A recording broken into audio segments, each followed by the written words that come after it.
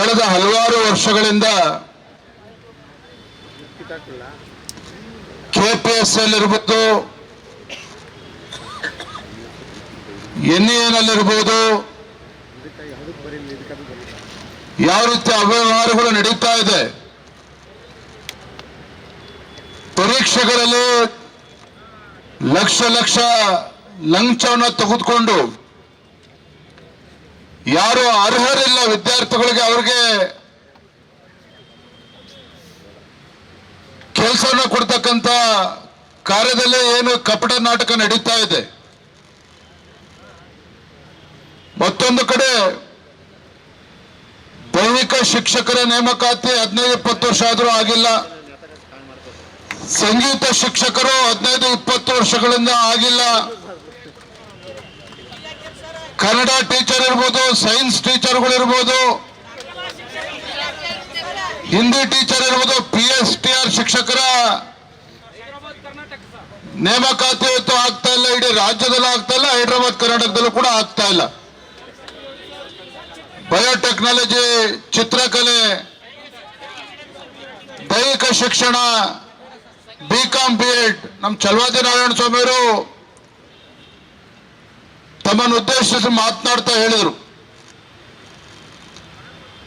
ತಾವು ಎಲ್ಲಿ ಹೋರಾಟಗಳನ್ನ ಹುಬ್ಬಳ್ಳಿ ಧಾರವಾಡದಲ್ಲಿ ಮಾಡಿದಾಗಲೂ ಕೂಡ ನಾವು ನಿಮ್ಮ ಜೊತೆಲಿ ಇದ್ವಿ, ಇಲ್ಲೂ ಕೂಡ ಇದ್ದೇವೆ. ಆದ್ರೆ ಹೋರಾಟದ ಜೊತೆಲಿ ಇದ್ದೇವೆ ಅನ್ನೋ ಕಾರಣಕ್ಕೆ ನಮ್ಮ ಈ ರಾಜ್ಯದ ಯುವಜನತೆ ಸಮಸ್ಯೆ ಇನ್ನೂ ಕೂಡ ಬಗೆಹರಿದಿಲ್ಲ. ಯುವಕರು ಹೋರಾಟ ಮಾಡ್ತಾ ಇದ್ದಾರೆ, ನಾವು ಹೋಗಿ ಭಾಷಣ ಮಾಡಿದ ತಕ್ಷಣ ಅವರ ಸಮಸ್ಯೆ ಪರಿಹಾರ ಇನ್ನೂ ಕೂಡ ಉತ್ತರ ಸಿಗ್ತಾ ಇಲ್ಲ. ಕಳೆದ ವರ್ಷ ನಾನು ನೋಡ್ತಾ ಇದ್ದೆ, ಗುಲ್ಬರ್ಗದಲ್ಲಿ